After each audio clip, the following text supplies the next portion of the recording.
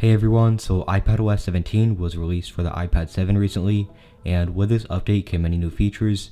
So in this video, I'll be explaining to you whether or not you should actually get this update. So first off, if you go into the lock screen, you'll see that there's going to be a whole new redesign. And this is just like the one we got on the iPhone on iOS 16. And if you hold on the wallpaper, you'll be on the customization menu. And when you go here, you can choose between a whole different gallery of wallpapers.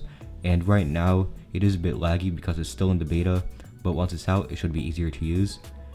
And you could also customize it just like you can on the iPhone. And the two main differences are that the widgets got moved to the left side and you could customize the boldness of the font. So that is basically it for the lock screen in iPadOS 17.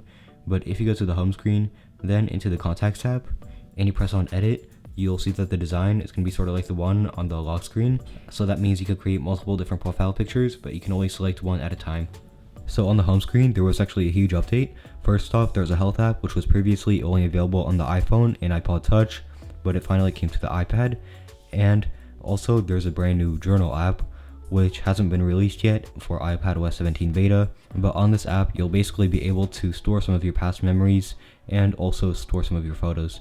Now with iPadOS 17, the Messages app actually got a huge update.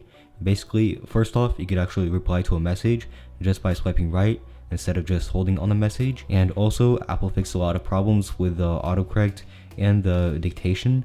So now both of those should be improved in iPadOS 17. And keep in mind that this button here now actually tracks the text that you're saying rather than the audio. And if you want to track the audio that you're saying, just press this plus button and you'll see that there's an audio recorder over here. And also all the stickers here got moved, and there's also a brand new stickers option. So you could use emojis as stickers, and you can also create new stickers using the photos that you have.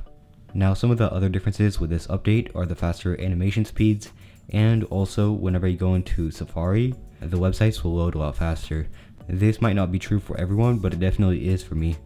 So one feature that people expected is a Redesign control center. The only new difference is this AirPlay button, but besides that, there's nothing new here.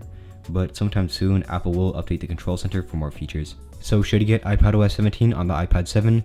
Well, my answer is it depends. If you want to get the beta update because it's not actually out yet, then it's all just your personal preferences. Some of you might want to get the new update because of the new lock screen or some of the other features, but there are also some downsides, like for example, many of the features do not actually work, and there is also a lot of lag.